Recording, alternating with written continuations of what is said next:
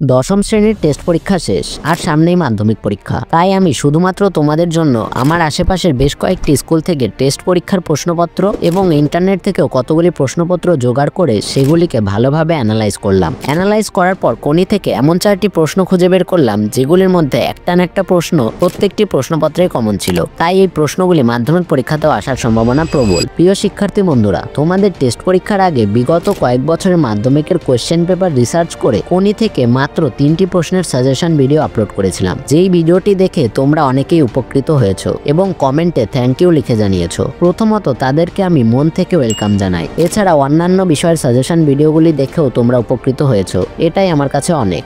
Alright, আগের ভিডিওটিতে তোমাদের ভিজুয়ালাইজেশন পাওয়ারকে অ্যাক্টিভ করার জন্য কোনিকে কেন্দ্র করে গড়ে ওঠা সিনেমাটিকে দেখার কথা বলেছিলাম। সো কারা কারা সিনেমাটি দেখেছো কমেন্টে লিখে জানাও। আর যারা এখনো দেখোনি ডেসক্রিপশনে দেওয়া লিঙ্কে ক্লিক করে দেখে নিতে পারো।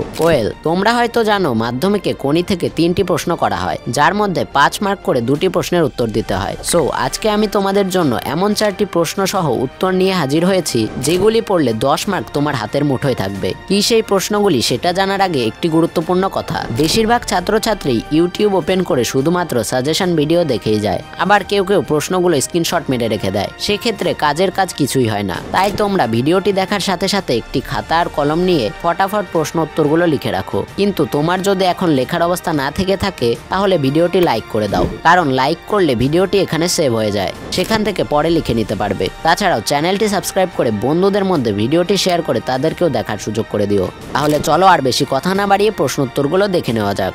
প্রথম প্রশ্নটি হলো, যন্ত্রণাকে বোঝ, ওটাকে কাজে লাগাতে শেখ, ওটাকে হারিয়ে দে। কোন পরিস্থিতি সৃষ্টি করে বক্তা কোনিকে যন্ত্রণা বুঝতে বাধ্য করেছিলেন? ওটাকে কাজে লাগাতে শেখ, ওটাকে হারিয়ে দে বলার কারণ কি ছিল? অথবা দিয়ে আসতে পারে, কমল দিঘিকে টকবক করে ফুটিয়ে তুলতো রাগে, বক্তব্যটির তাৎপর্য ব্যাখ্যা করো। এই প্রশ্নটির একদম সহজ উত্তর আমি তোমাদেরকে প্রোভাইড করছি, যা তোমাদের পড়তে অনেকটাই সুবিধা হবে। কোনিকে সাঁতার শিখিয়ে চ্যাম্পিয়ন বানিয়ে তোলাটা ক্ষিতীশের কাছে ছিল দ্বিমুখী চ্যালেঞ্জ। ক্রীড়া জগতের কাছে প্রশিক্ষক হিসেবে নিজের যোগ্যতা প্রমাণ করার পাশাপাশি হতদরিদ্র পরিবারের মেয়ে কোনির ভিতরে লুকিয়ে থাকা প্রতিভার বিকাশ ঘটানোই ছিল তার লক্ষ্য। কিন্তু কোনিকে এই সাফল্য পেতে গেলে কষ্টের সঙ্গে সঙ্গে নিজেকে নিংড়ে নিজের সেরাটা বের করে আনতে হবে, যে কাজটা মোটেই সহজ নয়। আসলে কোনিকে যে আর্থসামাজিক পরিবেশ থেকে ক্ষিতীশ তুলে এনেছেন, সেক্ষেত্রে তার মধ্যে ইচ্ছাশক্তিটা জাগ্রত করা বেশ কঠিন। সেই কাজ করতে গিয়ে ক্ষিতীশ কোনিকে একটানা 3 ঘন্টা সাঁতার কাটিয়েছেন। যখনই সে জল থেকে উঠতে চেয়েছে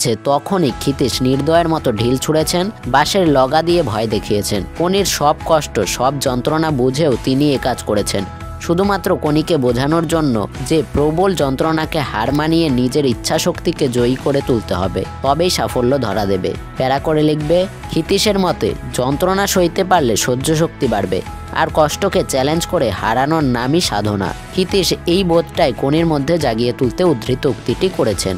2 নম্বর প্রশ্ন, এটা বুকের মধ্যে পুষে রাখুক বলতে কি বোঝানো হয়েছে আলোচনা করো। অথবা দিয়ে আসতে পারে, এরপর ক্ষিতীশ লক্ষ্য করলো কোনি জল থেকে উঠতে দেরি করছে। এখানে এরপর শব্দটি ব্যবহারের কারণ কি? কোনির জল থেকে উঠতে দেরির কারণ কি ছিল? উত্তর, কোনিকে চ্যাম্পিয়ন বানানোর জন্য ক্ষিতীশ যে ট্রেনিংটা করাতেন তা ছিল কোনির কাছে অসহ্য।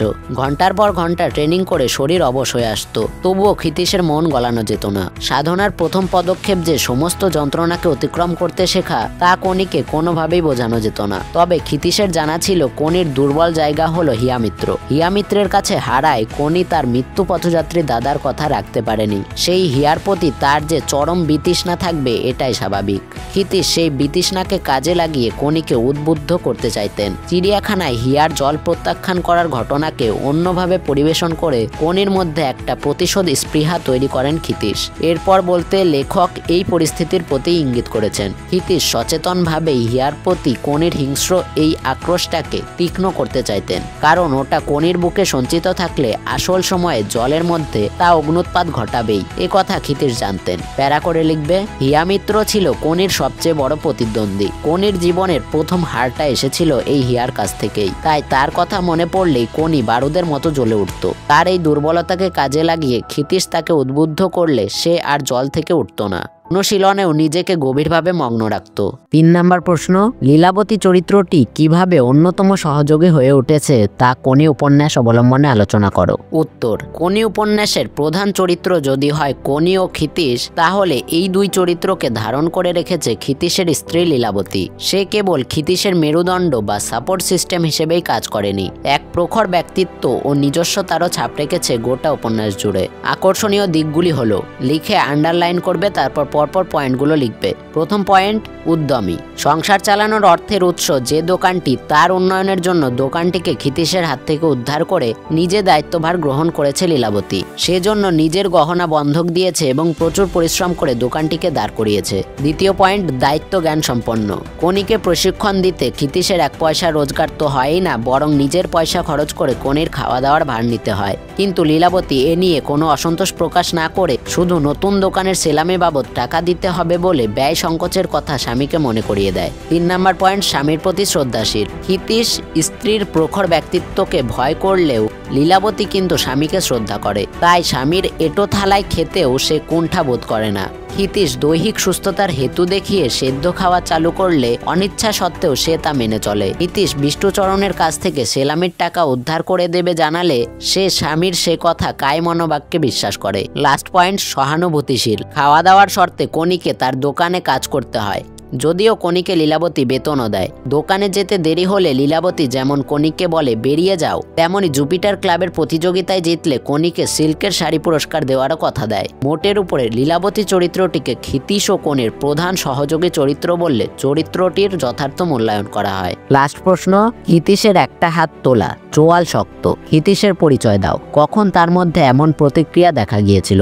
উত্তর, বিশিষ্ট ক্রীড়াপ্রেমী ঔপন্যাসিক মতি নন্দীর কোনি উপন্যাসে সাঁতার প্রশিক্ষক ক্ষিতীশ সিংহ কোনিকে জুপিটার ক্লাবে ভর্তি করতে এসে হরিচরণ, বধূ চাটুর্যে, বিনোদ ভট্ট প্রমুখদের দ্বারা অপমানিত হন। তাই তিনি বাধ্য হয়ে অ্যাপোলোতে আসেন। অ্যাপোলোর ভাইস প্রেসিডেন্ট নকুল মুখুজ্জে সম্মানের সাথে সাদরে গ্রহণ করে কোনিকে সাঁতার শেখার সুযোগ করে দেয়। কোনির সাঁতার শেখানোর জন্য ক্ষিতীশ দুশ্চিন্তা মুক্ত হলেও জুপিটার ছেড়ে অ্যাপোলোতে আসায় তার বুকের ভিতরটা মোচড় দিয়ে ওঠে। জুপিটার ক্লাবের সাথে সম্পর্ক বিচ্ছেদ। ক্ষিতীশ সিংহ দীর্ঘদিন জুপিটার ক্লাবের সাঁতার প্রশিক্ষক ছিলেন। এই ক্লাবের সাথে জুড়ে থাকায় তার ক্লাবের প্রতি মায়া ও ভালোবাসা অফুরন্ত ছিল।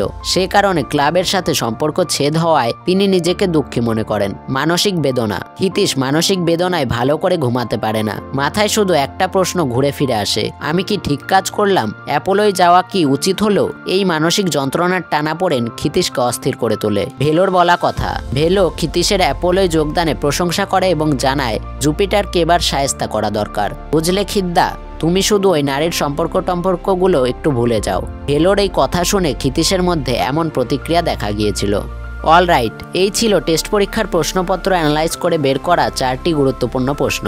আর হ্যাঁ, আগের বছর মাধ্যমিকে কোনি থেকে কোন 3টি প্রশ্ন করা হয়েছিল তা জানার জন্য কোনির এই সাজেশন ভিডিওটি, এছাড়াও ইতিহাস সাজেশন ভিডিওটিও দেখতে পারো। ভিডিওটি ভালো লাগলে একটি লাইক করে চ্যানেলটিকে সাবস্ক্রাইব করে দাও। আজকের মতো এই পর্যন্তই, দেখা হবে অন্য ভিডিওতে। Bye bye.